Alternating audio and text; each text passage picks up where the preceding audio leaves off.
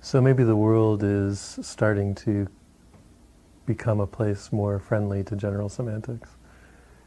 Every time I read a book on behavioral science, I see some influence of general semantics. I don't think they've all read Korzybski, but they've all read people who've been influenced by Korzybski. For instance, Gestalt therapy. One of the founders of Gestalt therapy, Frederick Perls, was very heavily influenced by Korzybski, as well as by Wilhelm Reich, by the way. And I think ethnomethodology, Garfinkel never mentions Korzybski, but I don't think Garfinkel could have thought of half of his experiments if he hadn't either read Korzybski or somebody who read somebody who read Korzybski. So, for the benefit of those who don't know much about Korzybski or general semantics, what are the basic ideas that he put forth? Well, as I say, it took him 900 pages, including a lot of mathematics, so everything I say must be taken as an oversimplification. Three of the major principles he puts in terms of the map territory metaphor. The first is the map is not the territory.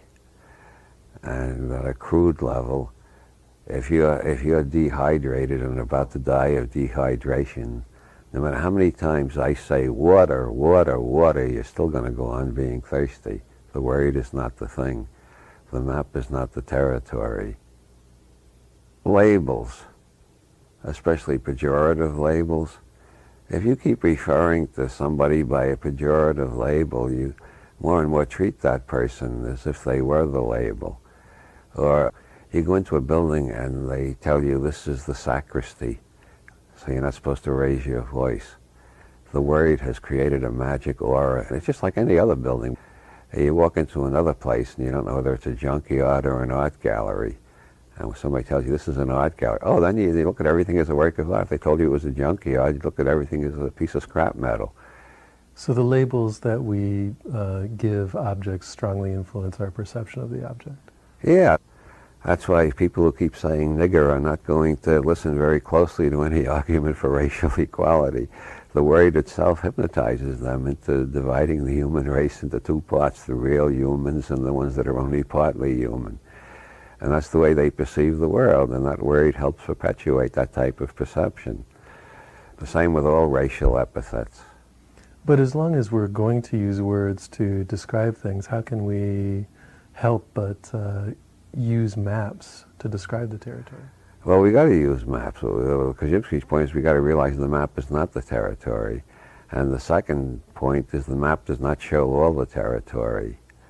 And my favorite illustration of that is a map of Dublin, Ireland, that showed all the territory. It would have to be at least 2,000 years old, because we know there were people settled around there at least 2,000 years ago. It would have to be 2,000 years old, perpetually changing over the 2,000 years, and including God knows how many million human beings, how many 100 million rats and mice, how many billions of bacteria, how many deer, bear, and other critters that have been driven out by now, all of them moving for 2,000 years. That would be a complete map. And it would be no use whatsoever, because the purpose of a map is to simplify, to help you understand. When you include everything, you haven't simplified and you don't understand any better. All you got is a vast whirling confusion. So the map does not show all the territory, which means no model covers the whole universe. No theory explains everything. And the third, which is the most subtle, is you can make a map of the map and a map of the map of the map, and so on to infinity, which means that as information accumulates, every map can be revised, and you can make a map of the map. As, for example, chemistry and physics were two different sciences up until physical chemistry began to appear.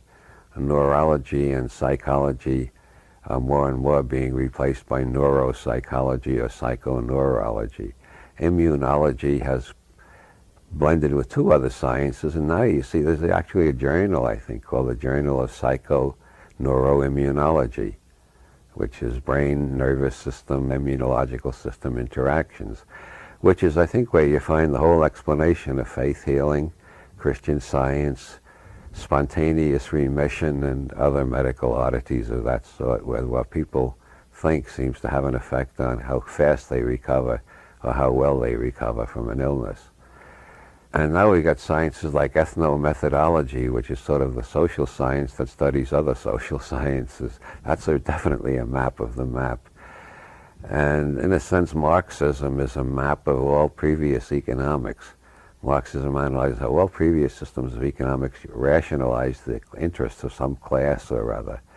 And Marxism is more true than the others, according to the Marxists, because it rationalizes the class interest of the class that is going to take over the whole world eventually, namely the suffering and crucified workers. It's a variation on the basic Christian myth put into sociological jargon. Freudianism is a map of all previous maps, in the sense you can use Freud to analyze anybody's maps and see what neurotic functions they are serving, what's self-defensive. For instance, a Freudian analysis of Marxism would say that Marx must have had a lot of conflicts with his father, which he projected onto the capitalist as a father figure, and the whole Marxist movement is an Oedipal rebellion of sons against fathers, which oddly enough was suggested by Guillaume Battista Vico in 1735, long before Freud or Marx. Vico said all revolutions are sons against fathers. That's in his book, The New Science, which is the basic structure that Joyce adopted in Finnegan's Wake. Isn't Vico one of the background characters for Finnegan's Wake? Yeah, he plays as an important a role in Finnegan's Wake as Homer does in Ulysses. Vico is sometimes called a philosopher, but I have seen him referred to as the father of scientific sociology. He thought he was a scientist. His book is called The New Science, and it's an attempt to analyze history in a way that makes sense out of it. He was one of the first to realize the importance of language in creating perception. He came 200 years before Korzybski or Benjamin Lee Whorf or Edward Sapir. By the way, the theory that language influences perception is nowadays generally called the Korzybski-Whorf-Sapir hypothesis, because all three of them published it at approximately the same time. I tend to quote Korzybski more often than Whorf or Sapir, because Korzybski, I think, made a more totally revolutionary system out of that simple basic discovery. And he offered a whole bunch of clues as to how you could reform your language to avoid most of the errors that seem to be built into the Indo-European subject-predicate language structure. So he not only pointed out a problem, but a solution. He saved a problem and a bunch of tools to help you work toward a solution. What would some of those be? Well, I've been doing it throughout all these programs, and nobody can see it because these are audios. It's the gesture of waving two fingers in the air. It's putting quotes around a word. That is to remind yourself and remind the people you're talking to that that word has multiple meanings, and there's no general agreement, and it hasn't been scientifically and operationally defined. So we may be blundering into metaphysics without even knowing that we're doing so. He put those quotes around all sorts of words, like mind, and whenever he had to refer to space, he'd put quotes around it. He wouldn't put quotes around space-time because he thought that had been scientifically defined. But if he had to refer to space alone, he'd put quotes around it. And God, he not only put quotes around it, but when he was talking, he spoke the letters out loud, quote, G-O-D, unquote. He thought that was such a dangerous and unscientific term that you had to protect yourself doubly against falling into traps when you started using it. Another of Korzybski's devices is dating. Like, John is grouchy, which is a sentence you might hear any day, anywhere. It carries over the medieval scholastic version of Aristotelianism implicitly, which assumes that John has some kind of demon or essence or metaphysical something inside him called grouchiness. A more operational statement, which Korzybski would prefer, were John seemed grouchy at the office this morning. Now, if you believe John is grouchy is a sensible sentence, and you meet John at the beach, he's got a beer can in his hand and his arm around a beautiful girl, and he's laughing his head off, then you got to conclude John has multiple personality disorder. John is grouchy and John is cheerful. Oh, he's bipolar personality. But if you realize the organism and the environment principle, John may very well be grouchy in the office because it's a miserable place to work. And John may be basically a cheerful person when he's not stuck in the office. Isn't that the kind of ambiguity that we just learn to deal with? Well, the thing is, Korzybski's tactics are to help you deal with it and be on guard against these kind of overstatements. As a fascinating example, fascinating to me anyway, the hero of Joyce's Ulysses, Leopold Bloom. Critics referred to Bloom as a Jew from the 1920s up until the 1970s when somebody published an essay in the James Joyce Review called, "Is Leopold Bloom a Jew?" It depends on how you define Jew. According to the rabbinical definition, a Jew is the son of a Jewish mother. Bloom is not Jewish by that definition. He's the son of a Protestant mother. According to the Nazi definition, a Jew is anybody with a known Jewish ancestor. Bloom is a Jew by that definition because his father was Jewish. A third definition is a Jew is somebody who practices the Jewish religion. By that definition, almost every Jew I know is not a Jew. I don't know a single Jew who practices the religion. And Leopold Bloom doesn't practice the religion either, so he's not a Jew by that definition. The fourth definition is somebody who, even though he doesn't practice the religion and doesn't have a Jewish mother, regards himself as Jewish because of ethnic or cultural solidarity. And then there's a fifth category, which is somebody who doesn't generally think of himself as Jewish, but suddenly finds himself identified that way or identifying himself that way, like Dreyfus perhaps when he denounced some of Israel's foreign policies. I don't think he generally thinks of himself as Jewish, but he had to think of himself as Jewish when he was criticizing Israel. How is Leopold Bloom a Jew? The answer turns out by 3 definitions he is, and by 2 definitions he is.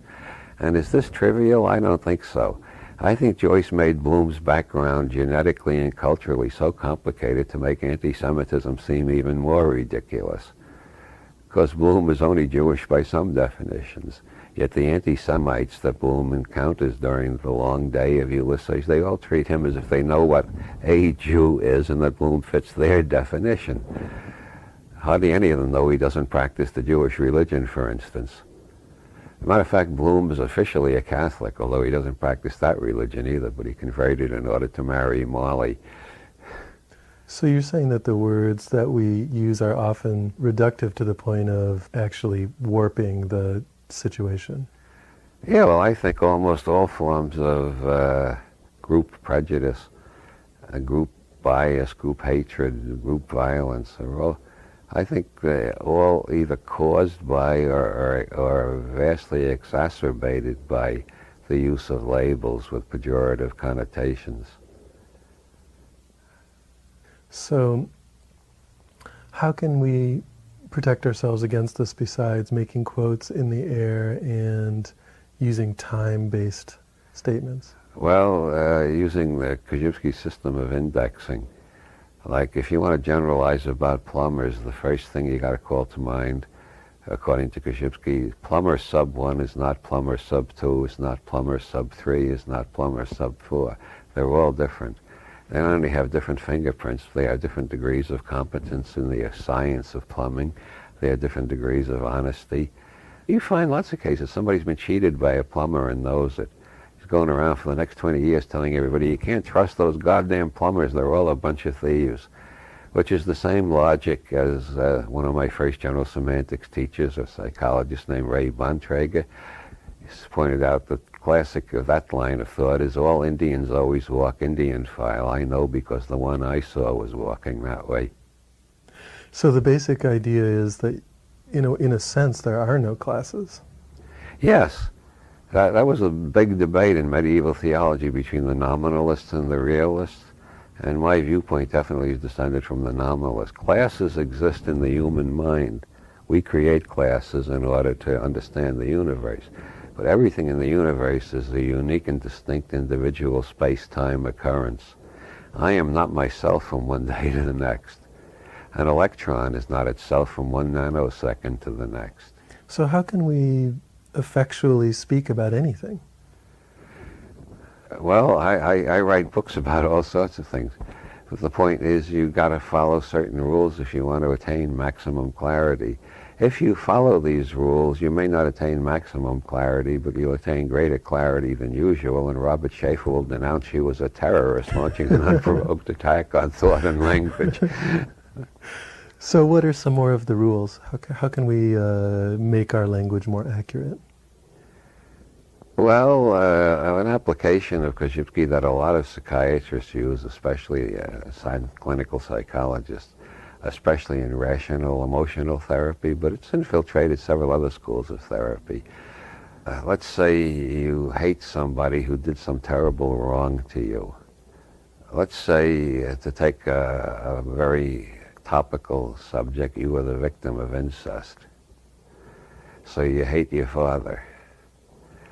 The rational emotive therapy approach to that and the Korzybskian approach would be first date and index it, because at this point, by the time you're an adult, you probably hate all fathers.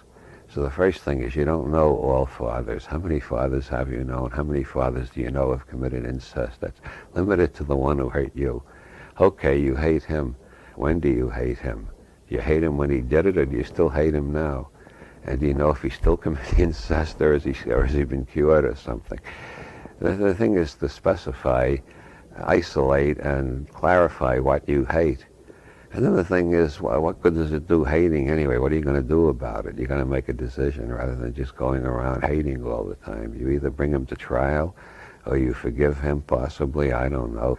That's very unfashionable. That's an old-fashioned Buddhist idea, which is not in keeping with political correctness. I guess you should bring the bastard to trial. But whatever the case may be, the thing is to isolate it. Like, this is a wild guess. I think Adolf Hitler, when he was trying to make a living as a painter, he lost a couple of good commissions to a Jewish painter. And Hitler decided the Jews are getting ahead because they're underhanded and tricky, because I know I'm a better painter than he was. Now, if he had dated it and indexed it, he would say, this one guy sold a painting to a client I was helping to sell a painting to. Instead, he generalized about all the Jews in the whole goddamn world. How many of them had he ever actually met? Well, you know, everybody knows Hitler was crazy, but from the point of view of general semantics, he was talking about millions and millions of people he never met, never looked at, never shook hands with, never looked in the eye, and he thought he knew all about all these people.